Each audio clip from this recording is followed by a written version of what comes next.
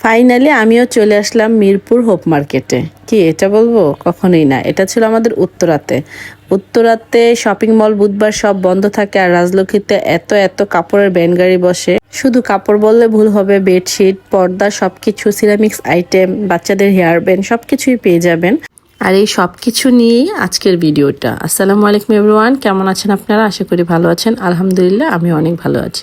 কিছুদিন যাবৎ বড় ভিডিও দেওয়া হচ্ছে না, কারণ ঠান্ডা লেগে আমার ভয়েসের অবস্থা একদম 12টা বেজে গেছে। তো যাই হোক, আমরা মা, মেয়ে, আমার ভাইয়ের বউ সবাই মিলে চলে আসলাম উত্তরাতে। আর বুধবার দিন আমার উত্তরাতে বেশি আসা হয় না, কারণ শপিং মল অফ থাকে। আর আজকেই ফার্স্ট টাইম যে শপিং মল অফ আর আমি আসছি। আর মেয়ে বলতেছিল চলো আম্মু আমরা একটু ঘুরে আসি, দেখি কি পাওয়া যায় বেনগাড়িতে।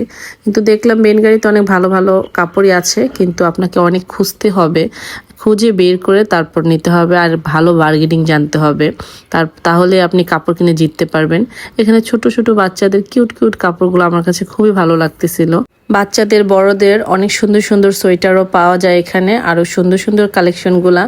আর আমি তো রীতিমতো পুরো অবাক হয়ে গেছি, কারণ এত মানুষ, মনে হয় কি ঈদের শপিং করতে আসছে সবাই।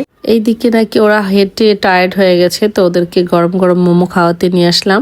আর এই মোমোগুলা খুবই মজা ছিল। তারপর আমরা চলে আসলাম এই পাশটায়, আর এই পাশটায় অনেক সিরামিক্স দেখলাম নিয়ে বসে আছে, আর খুব সুন্দর সুন্দর ছিল। আর এগুলোর প্রাইসও মোটামুটি কম ছিল। আর এগুলা দেখে হাঁটতে হাঁটতে খাবার দেখে ওদের নাকি একদম ক্ষুধা লেগে গেছে, বলতেছে আমাদেরকে খাওয়াতে হবে। তো ওরা এগুলা খাবে না, ওরা নাকি এখানে ভাইরাল চটপটি ফুচকার দোকান আছে ওইগুলা খাবে।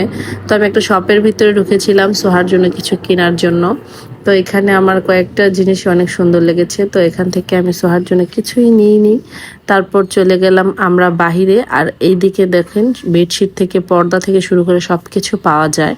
আর এত মানুষ দেখে মনে হচ্ছে কি যে আমরা ঈদের শপিং করতে আসছি।